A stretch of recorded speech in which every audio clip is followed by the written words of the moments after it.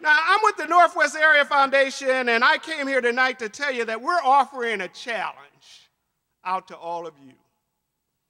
We are putting up $50,000 to this organization, and we are asking that that challenge be matched by another $50,000 to support this work, to move people out of poverty, to do the right thing. Are you all willing to put up some money? Put it on the line?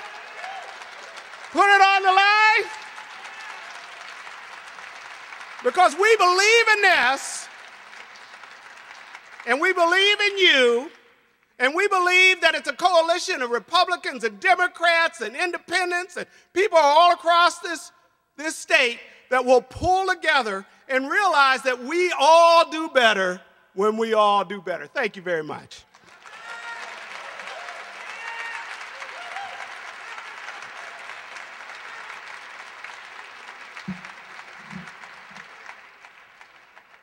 Amazing, a $50,000 challenge. Amazing. Thank you, Mr. Cunningham. And now it's time to begin this action. Nancy Maeker, Director for A Minnesota Without Poverty, will guide us through our first steps. Nancy.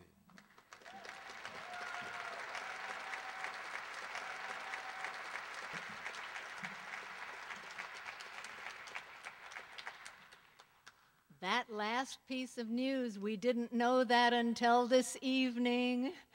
Gary, that's pretty amazing. Thank you, thank you. Thank you, Louis. We've heard from Senator, oh, that's history, excuse me. We've heard from Governor-elect Mark Dayton.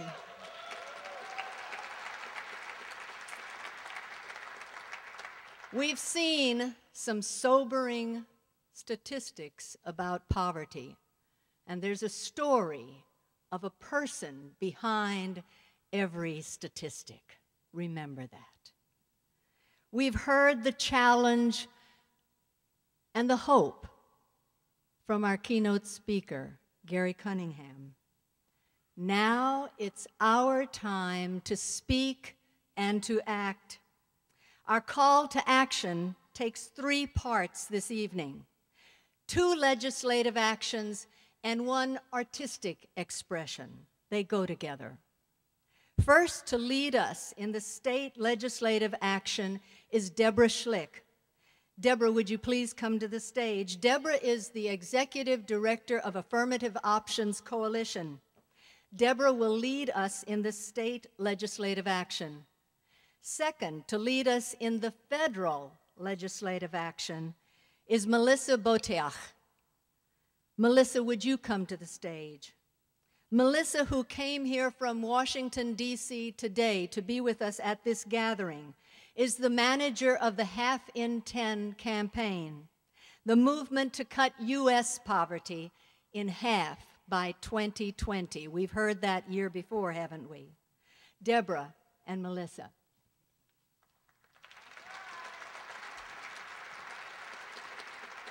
Thank you. So here's the action for us tonight. We know that once again, our state faces a daunting deficit. And it's a deficit made worse by the fact that they've been using gimmicks in past years to really stack the deck this time round. But that doesn't need to be as far as we look. And our friends at the Minnesota Budget Project have a wonderful metaphor.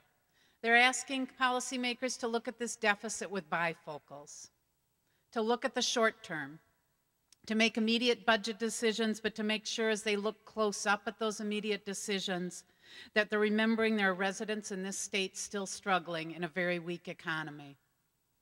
But also to use those bifocals to look beyond, to look forward, to look into the future and look at the long term, and to look at what investments they're willing to make that help us rebuild a strong economy. And let's remember that what poverty is one thing poverty is the measure of weak points in the economy. And think about how different it would have been if when those foreclosures started in North Minneapolis, on the east side of St. Paul, in low-income communities, it hadn't just been dismissed as somebody making bad mistakes. What if we had recognized it was the beginning of the economy we all depend on unraveling? And what if we had recognized that more and more of us were going into bankruptcy, watching their economic lives ruined because health insurance wasn't working and illness drove people to bankruptcy? And what if we'd fixed health insurance 10 or 15 years ago? That's why we pay attention to poverty. So this is what we're asking you to do tonight. You, us, all around the state. This is the message to send to our state representatives and our state senators. The message is, as you tackle the deficit, tend to the future as well as the today. And the measure of your success will be whether fewer Minnesotans are in poverty in 2012 than are in poverty today. And the other measure of your success will be whether the new jobs and economic recovery brings us are the jobs that can support families, the jobs that can pay enough to meet the basic needs of food, shelter, transportation, and childcare. And remember, right now, almost 40% of the jobs in Minnesota cannot meet that test.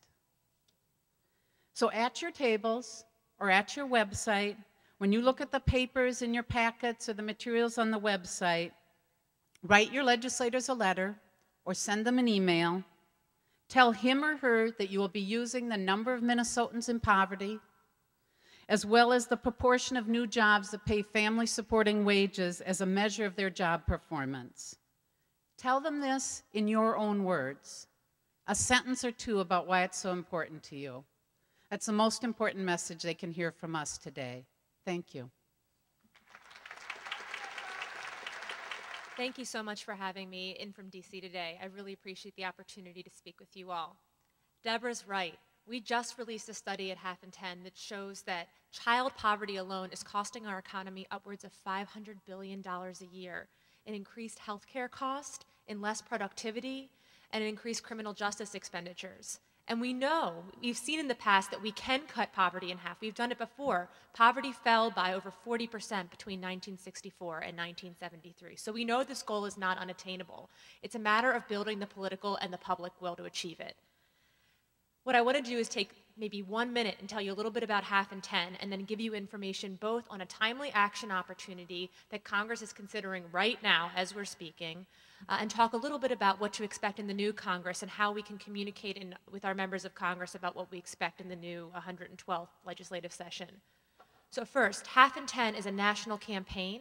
It's a partnership between the Center for American Progress Action Fund, the Coalition on Human Needs, and the Leadership Conference on Civil and Human Rights to, again, build the political and public will to cut poverty in half in 10 years.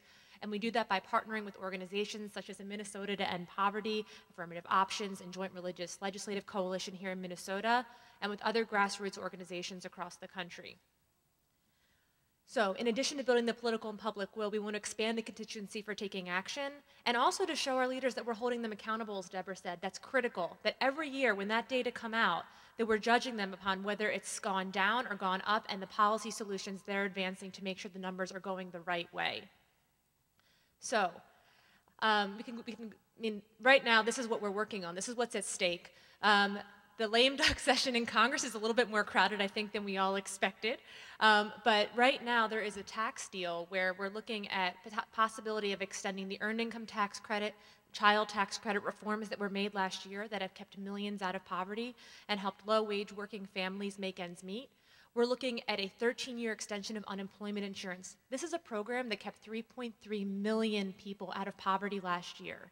Not only that, it also, if we let this program lapse, 700,000 jobs are at stake because unemployment insurance creates demand in the economy. We are also pushing hard on Congress to finish the job on the TANF Emergency Fund. This is a program that's created 250,000 subsidized jobs, such as those we've talked about earlier today, for low-income families and long-term unemployed workers across the country, and it was allowed to expire. We can't let that happen.